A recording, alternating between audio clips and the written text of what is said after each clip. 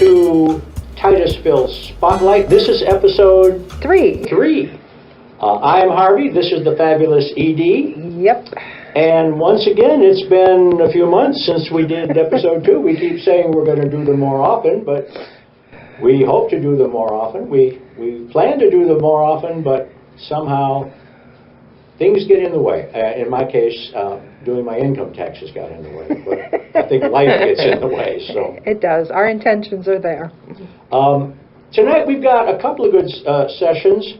The first one is a carryover from last week. Edie, we've talked about the history of Titusville, and I've actually learned a lot, and it's been kind of interesting. What we didn't have time for last episode was Mary Hopkins Titus, who was Colonel Titus's wife. The reason he was here in Florida. Yeah, and it was her land and he came to. So we ran a little long last time. We decided we'd add that onto this show because she deserves her own spot. I didn't want to rush through it. And she was an impressive lady. She followed the Colonel on many of his sometimes harebrained exploits. And she apparently did it with a bunch of kids. She had, 4, 5, 6 kids, something like that. So whether he was fighting out west in the Civil War or touring Texas or starting a canning plant on the coast of Fort Pierce, she showed up with all her kids and was a general good sport about it. So let's learn a little bit about Mary Hopkins Titus, which, as you know, Hopkins Avenue is named after her. So Mary Hopkins Titus. Everyone is familiar with Hopkins Avenue in Titusville. It's one of the main north-south roads that parallels Washington, and it's named after Mary Evelina Hopkins, who was the wife of Henry Titus, for whom Titusville is named. Mary Hopkins was the daughter of Colonel Henry Hopkins, who was from southern Georgia. Her father served in the Confederate Army from Florida. He actually was in charge of the defense of Jacksonville at that time. And it's probably how he got to know Henry Titus. Henry Titus was a blockade runner that ran goods across the Union blockade and got fairly wealthy doing it. He may have done this in conjunction with Colonel Hopkins. It's not known. But the two of them certainly probably got to know each other, and it's probably how he got to know Mary Hopkins. They were married in Jacksonville. Colonel Henry Hopkins was the mayor of Jacksonville, and after that he had property. He was a fairly wealthy landowner all up and down the east coast of Florida. So Mary Hopkins married Colonel Titus. Now, we call Colonel Titus, but it turns out that was an honorary. He was never commissioned in the Confederate Army. He fought for the Confederacy, but he was never actually in the Army. So Mary Hopkins marries Colonel Titus, and he's now fighting for the Confederacy, running blockades, and then they have a few children.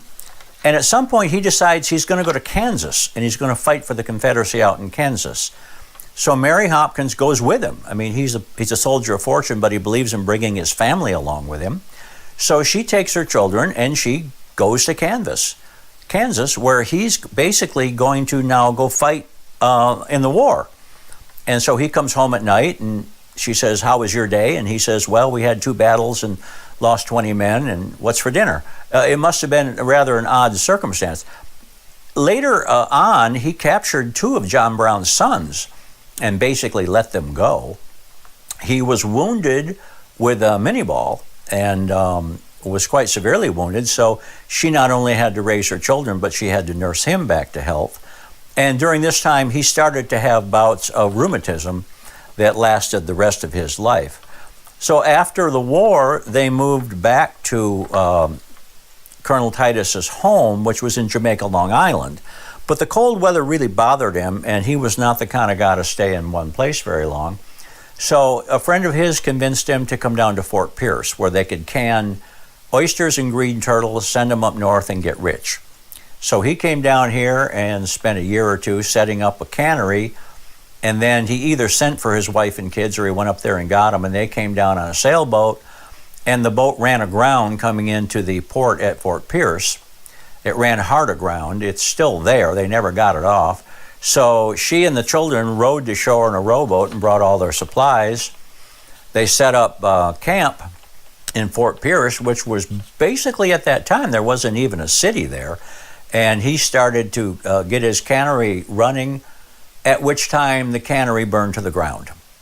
So Mary and the children get on a boat, and by now the weather has turned bad, and they take a sailboat back up to Long Island, and it was apparently a very, very rough journey. A lot of this has come down from a manuscript that her daughter wrote about her time in Florida as a child. So after a couple of years in Long Island, her father apparently passes away, and he leaves her some property in what we would now call the Sandpoint area. So her husband says, boy, I'd like to go back to Florida. I'm going to go down there and see what's going on. So he comes down. He said, this place is great. We can make money down here. And he sends for Mary and the children, and they now come down to Jacksonville. She stays with her parents, and then she takes a boat down the St. Johns River and comes overland to Titusville by ox cart. He sets up a sawmill, and he's sawing timber, and he builds her a red cedar house, which was apparently quite nice. They then start building up the city of Titusville. She's instrumental in starting up some schools. By now she has 6 children, and so she is raising her 6 children here in Titusville, and her husband's rheumatism is getting worse and worse. So it's well documented, the many things that Henry Titus did around here. He was the postmaster. He had mail service established from Daytona to Fort Pierce. He had mail boats coming from Jacksonville down here. And he was an all-around kind of entrepreneur. He built the Titus Hotel originally as a terminus for the railroad. Unfortunately, the railroad never came. So he expanded it, and he made it a luxury hotel for the people on the steamships. He did all this from a wheelchair because the last few years of his life, he was pretty well crippled. And so Mary Hopkins was not only raising 6 children here in what was basically a fairly primitive area, she was also helping her husband because he was in a wheelchair. Now you have to remember that Mary Hopkins was from a family with money. She wasn't down here because she was poor. She was down here because she and her husband had a sense of adventure. At some point, they decided they were going to go to Texas to see what was going on. So she takes all her kids and they go out to Texas, and they're kind of searching around Texas, and they run into the surveyors that are laying out all the counties in Texas, and they traveled with them for a while, and they got to be quite good friends. So eventually when they came back to Florida, in Texas today there is a Titus County and a Hopkins County because the surveyors liked them so much, they named 2 of the counties after them. Colonel Titus died in 1881, I believe, and his wife, Mary Hopkins, went back to Jacksonville and stayed with her family for a time. She had been here for about 15 years. She eventually moved to Thomasville, Georgia, where one of her sons was a very prominent attorney. She died in Thomasville, Georgia in 1911. She is buried in Jacksonville next to her father. Her husband, the colonel, is buried in Mims, and his grave, I believe, is still there today. Her last surviving son was alive until 1959. He was a prominent attorney in Thomasville, Georgia. And so the children who were raised in post-Civil War Titusville were around until 1959. And that's the story of Mary Hopkins, quite a woman. So that's the story of Mary Hopkins Titus, who spent her last years up in Thomasville, Georgia, living with her son, who was apparently quite a prominent attorney up there. As I said, she's buried in Jacksonville in her family plot. The colonel is buried up in Mims, actually, and we have a picture on our last show of his grave. You can still go up and see it. I believe it's still there, isn't it? I think so, yeah. Yeah, so our next section is one that we stumbled on by accident. We were originally going to do something else. We were going to talk about the meat market here in town, and I got researching it, and I discovered the Dumit Castle. And it was such a fascinating story that I got off on a tangent, and I started learning more about the Dumet family and the Dumet Groves and the Dumet Mansion and the Dumet Castle. And so we're going to talk a little bit tonight about the Groves out on Merritt Island and Douglas Dumet, and later on the Dumet Castle. And then next week, I think we're going to delve a little more into the history of Douglas Dumet and how he influenced this area. And of course, as you know, he was instrumental in developing hybridized oranges that are still the staple of the Indian River orange and the seedless oranges. So he was quite a guy, and we have now learned a little bit more about him that we'll go into next time. So have you been out there to see where the castle was? Uh-huh. Was it on the Indian River or on the other side, on the Mosquito Lagoon? It's over there by the Haulover Canal, isn't it? Is it but as you go down the road, is it on the left or the right? The Groves are on the left, so I'm guessing it was on the left, facing the mainland. But we have a couple of aerial photos. I can't quite tell, but I think that's where it was. I think so. Anyway, they moved it, so it's not there anymore. But let's learn a little bit about the Dumet Castle and the Dumet Mansion and Douglas Dumet.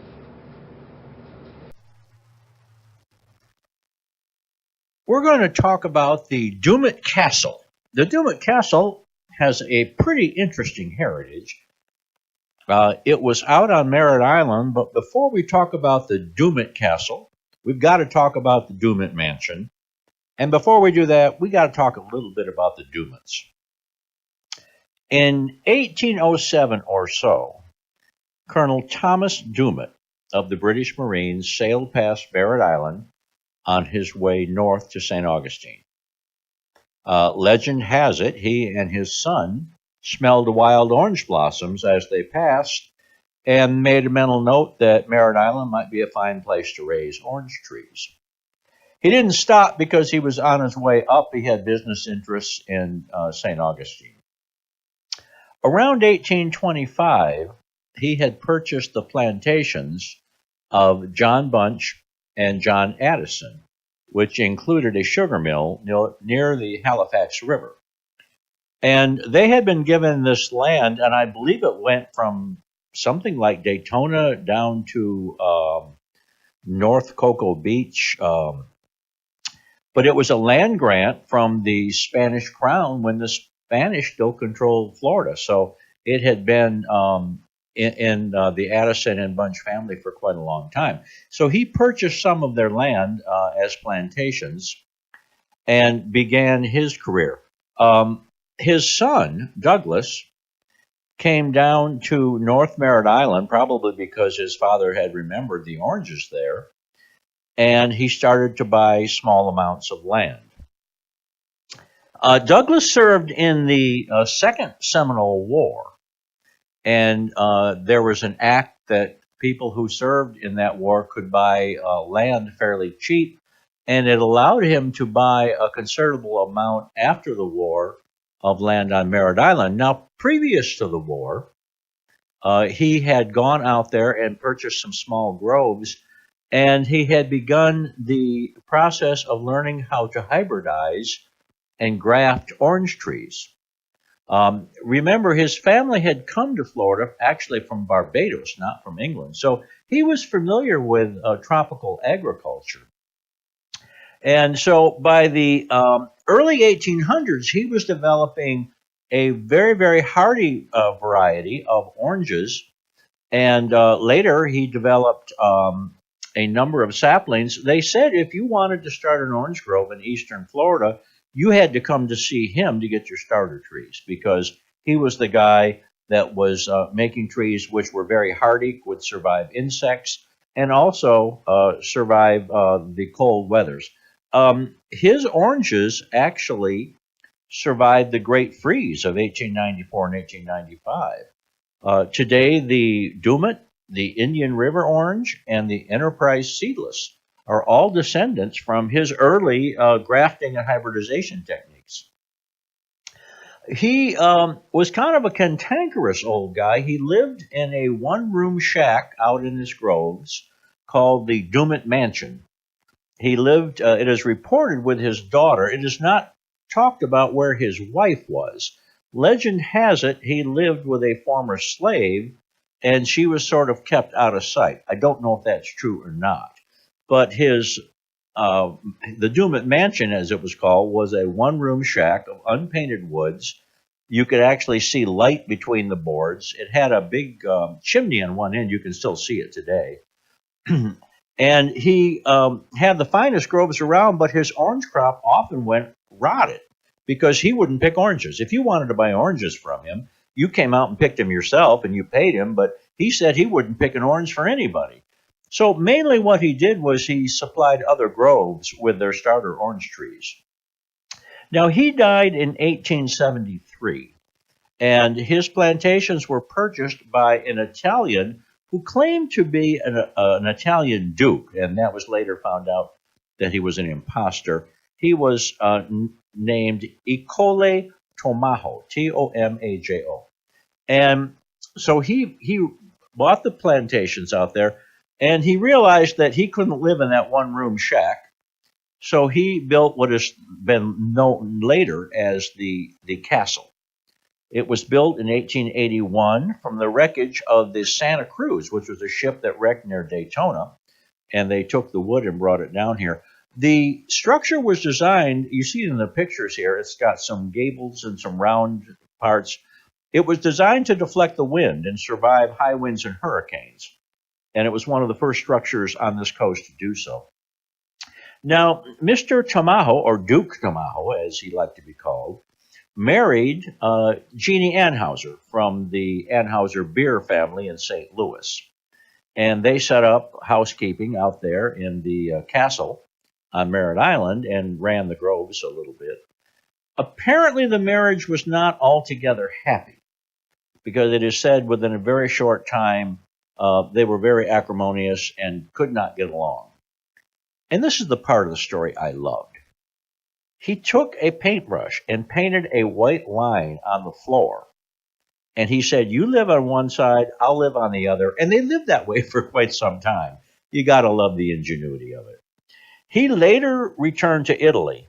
I don't know if they were officially divorced, but he never came back. She continued to live out on Merritt Island for some time. It is said, I don't know if this is true, but it is said that she hung herself out there. That may be just a story. I don't know. Anyway, after they were done with it, then the property was sold to the Florida Fruit Company, and then later to an Ohio judge who lived in it until 1895. It later became a hunting lodge until about 1905. The last owner was Eugene Drennan. Because it was one of the earliest structures in the area, it had a lot of historical significance. And they finally moved the structure to Sandpoint in '64 when the Space Center took over and said it wasn't going to be able to stay out there. So they were in the process of renovating it and trying to make it into a museum. However, in 1967, it burned to the ground. It is said that a local politician and his son were suspected of setting the blaze, but nothing was ever proven. So that is the story of the Dumet Castle, and I particularly like the part where he paints a line down the middle and he tells his wife, you stay on one side and I'll stay on the other. Sounds like good sense to me. Edie, what's coming up? Okay, so now we have to come back and I have to go into my story, my back. Okay, so now you see why I like that story so much, and I have to digress a minute. You noticed I was hobbling a little bit when I came in. I hurt my back. The child bride apparently found a couch at a garage sale that we couldn't live without. And somebody put it in the middle of my garage. I don't know who did it, but I'll find you and I'll get you for this. So it's right in front of my toolbox and my lawnmower, and my wife said, don't try to move that on your own, you're going to hurt your back. And then she went to work, and I had things to do. So I didn't try to move it on my own. In my defense, I got my neighbor, who's a little younger than me, and we picked it up and we moved it in-house, and then we got it into the back bedroom, went through 3 doorways, got it where it should be, And later that day, I started to feel a twinge of pain in my lower back. No. By that evening, I was not really ambulatory. I was prone, and over the next few days, I've managed to get around. Now, it wasn't so bad. I don't mind the pain. I don't. But when my wife came home, instead of saying, "Oh, thank you for moving the couch," oh no! You know what she said, because you know her. She said, "I told you not to move that alone." And I said, "I didn't move it alone." And so then she noticed me wincing in pain, and she said, "I told you not to move that couch." Now it's gotten to the point where, as I wince in pain, she doesn't even say it anymore. She just walks by me and goes, "Uh-huh."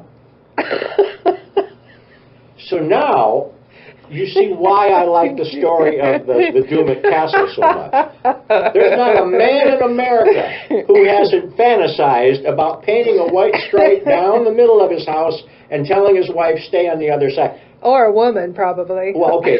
I'm assuming your husband never painted the stripe down your house. Is that correct? Correct. I guarantee you he thought about it. And you probably did too at some point. I'm sure my wife has wanted to do that. But anyway, it just seemed like such an ingenious solution. And he lived there apparently for quite some time, several years, with him on one side of the line and her on the other. And they didn't interact or speak. He eventually went back to Italy, but... all right, so that's why I like that story so much. It just tickles me that the man actually did what most of us dream about. Okay. So the next section is one you came up with. I did. And Edie says that Washington, D.C. has the Lincoln Memorial, the Washington Monument. But not to be outdone, we have some pretty impressive monuments in Titusville. That have withstood all the hurricanes, as a matter of fact. Some of them they would have had to, yeah. Yeah, some of them are a little worse for wear, but they're still hanging in there. And we'll go into it during the presentation, but some of them just say Titusville. Yes, I mean, when you see them, you go, "That's Titusville." Okay. So you went around and got all these, right? Yeah. Yeah. So these are Edie's choices. I didn't use every one because it was getting a little bit too long, but I tried to hit the really good ones. And so these are Edie's monuments of Titusville, and they're all within the city, right? Yes, they are. And so what we do is we present them to you, and then we tell you where they are so you can go find them yourself. So here's Edie's choice for Titusville Monument of the Decade. Everybody knows that Washington, D.C. has got the Lincoln Memorial, the Washington Monument. But Titusville's got some pretty darn impressive monuments. And so Edie and I thought we would show some, and we'd kind of tell you where they were, and you can go out and see them for yourself. And some of them are pretty darn interesting. The first one is known as the Clifton Colored School. It was only out on Merritt Island for a couple of years. If you go out to the light and turn left, go down there about a mile or so, you'll see the marker off on the right-hand side. It was a school for the children of the people that lived out there. And later, I believe they were moved to another location. Here's a picture of some of the early kids. You can still see the remains of the school today.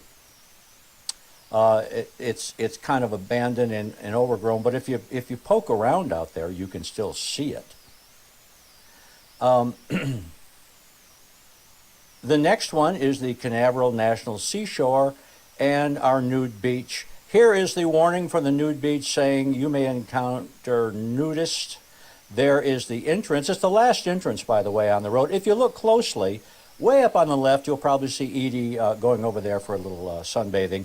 The Playa Linda is listed as one of the best beaches on the east coast of the U.S., and the nude beach is way down at the end of it, and it seems to cause a lot of people problems, although you got to go out of your way to go to it. So, all right, the next one, Dixie Crossroads. Dixie Crossroads has been a landmark in Titusville for a long, long time. It's right in the middle of Garden Street on the south side. And as you know, their specialty was rock shrimp. Now here's Mr. Rock Shrimp, one of the landmarks of Titusville, and he's guarding the entrance to the Dixie Crossroads. You see he's got his little hat on, and he's smiling away. There is Mr. Rock Shrimp. Merritt Island, south of Hallover, you will see a plaque for the Douglas Dumet Groves. And we're going to talk a little bit about this later in the show. But at one time, we had a series of orange groves out there started by Mr. Dumet. And he was one of the fathers of hybridizing oranges and grafting oranges. And a lot of the oranges on the east coast of Florida today were developed by him. And so on the left side of the road, as you go down towards Hallover Canal, you will see a marker for where the Dumet Groves were. The next one is Hallover Canal. Hallover Canal was only dug later on. It was called Hallover because at one time you literally had to take your boats overland from the Indian River up to the Mosquito Lagoon and further up to the Intercoastal Waterway. It was dug later on, and so now boats can pass through the Hallover Canal. The Hallover Canal is very well known for our manatees. You can go out there, particularly in the winter, and see manatees right along in this waterway here. And so that's the bridge that goes over to Edgewater. Downtown, we have the Hot Point Boutique. This is the old Hot Point dealership sign from the Hot Point Appliances. And it has been resurrected by my buddies, Mark and Lena, and they have made a really cool looking sign downtown. It is now called the Hot Point Boutique. It's right there in the middle of the downtown on the west side of the street. And I love this guy. This is the smiling, I guess the smiling Buddha. He's on Cheney on the north side of the street towards the east end. I don't know the history of this building, but it's a pretty interesting decor. He's almost right across the street from our studios here. There you see the happy Buddha standing outside the building.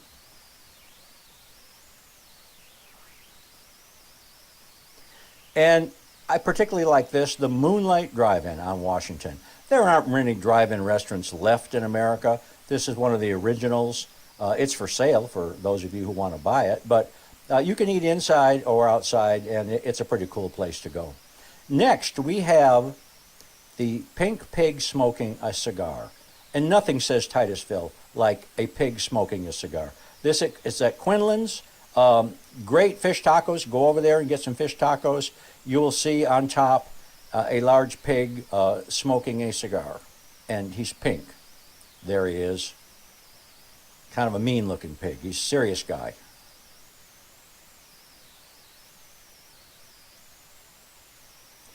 This is the same building as the Smiling Buddha, and outside we see these two enormous, I guess they're flamencos, I'm not quite sure what they're supposed to be. Edie found these, and the weird thing is, I drive by these every day for 10 years, didn't know they were there, till she pointed them out. Now I see them every time I go by, so there you go. There they are, guarding the outside of the building. I believe this is a financial advisor or something now. I don't know. Maybe it used to be a restaurant. This is our space display. You see a couple of rocket motors and the shuttle. This is just past the downtown on the riverside at the park there.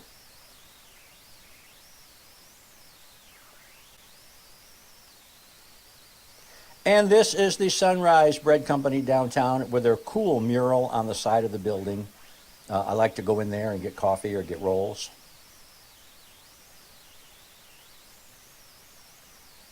So there you have a few of the monuments or well-known things in Titusville. And if you haven't seen them all, go out and drive around and take a look at them. They're actually pretty cool. Edie, what's next? Okay, so nothing says Titusville like... Any of those. Oh, no, but my favorite is the pink pig with a cigar in his mouth, okay? Nothing says Titusville like a big pink hog with a cigar in his mouth. It just says Titusville right there. So, and you took that picture yourself? I did, yeah. So Edie got most of those pictures. Well, that does it for us for this week, and hopefully we're going to get these done a little faster now. Next time we'll cover the Dumet family a little bit more and delve into some history. And we've got some pictures of things that he left behind. Is there anything else you've got on store for next time? Not yet. Okay, and remember, Edie, remind us what the structure of our show is. Pretty much whatever we want. So yeah, there is. There's no flow to it. So there's no structure at all. It's whatever we wake up one morning and go, hey, that would be fun. So exactly. And we're not doing restaurant reviews because that's right. There's a lot of them on the internet, and some of them make sense and some of them don't. But we just decided that for us to tell you whether we liked a restaurant or not, you might love a restaurant that we didn't like. I mean, I had lunch at the bowling alley, wasn't overly impressed with it, it was okay. But a lot of people love it over there, so if you like a place, that's great. We're not going to tell you it's good or bad. Like Steve's Diner, we have an ongoing thing with Steve's Diner. I don't like it, he does. So. Well, no, I won't say I like Steve's Diner. There are specific things I get at Steve's Diner. Now, I've only got food poisoning twice in 11 years or 12 years. And one time I may have been getting sick anyway. So I'd say I got a good record there. And they haven't been shut down recently. So I think, I know actually, I go to Steve's Diner about once a week. And, I know. And I get the fried chicken. I'm telling you, That's if you want to go get the world's best fried chicken, go to Steve's Diner. So, all right, we're going to close the show with a music video that we did a long time ago. One of our tours up north. What's the name of it? Little Mama. Little Mama. It actually, it's about a girl from Columbia, South Carolina, whose name was Regina King, but everybody called her Little Mama. So, Edie, until next time, we're going to come and do some more history of Titusville, a little more music, and just generally have some fun. I will see you in a couple of months, hopefully sooner than that. Sooner than that, yep. Okay, right. Chuck, thank you. Say good night, Edie. Good night, Edie. Bye.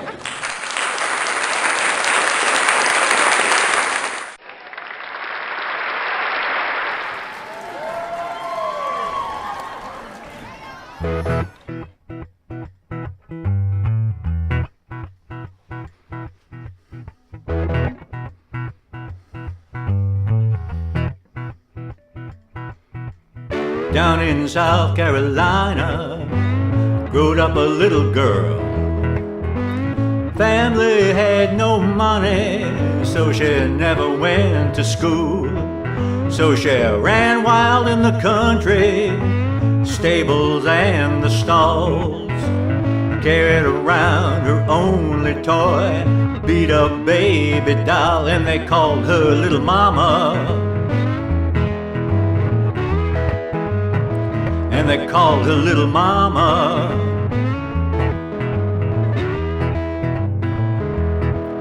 Little Mama finally went up north on a Greyhound bus.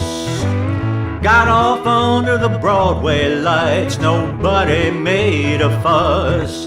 Little Mama got herself a job, room she knew she'd find. Men all came to call on her, she didn't pay no mind, and they called her Little Mama. And they called her Little Mama. Well, Little Mama at the racetrack, Little Mama at the show. Everywhere Little Mama went, the men were sure to know. Little Mama liked to go dancing at those uptown clubs. The men all watched her move and shake, women just gave snubs, and they called her Little Mama. Watched her shake and swing, and they called her Little Mama. And it didn't mean a thing.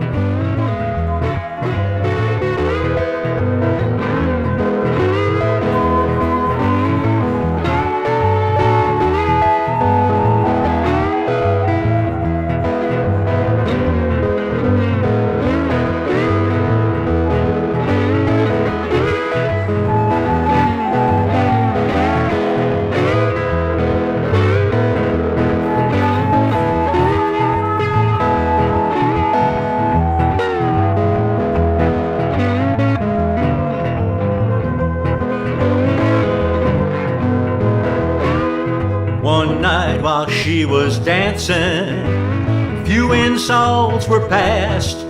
All the women acted vicious. Little mama smiled and sassed. Little mama went home early, got a 44. Little mama left the club again. There was bodies on the floor, and they called her Little Mama. And they called her Little Mama.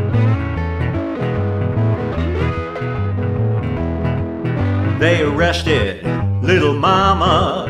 Little Mama kept her sense. She had an all-male jury, and they called it self-defense. The jury took her dancing. She wore a sequin gown. She ended up married to her judge. Now she lives uptown, and they call her Little Mama. Still can't shake it down, and they call her Little Mama. Girl still gets around.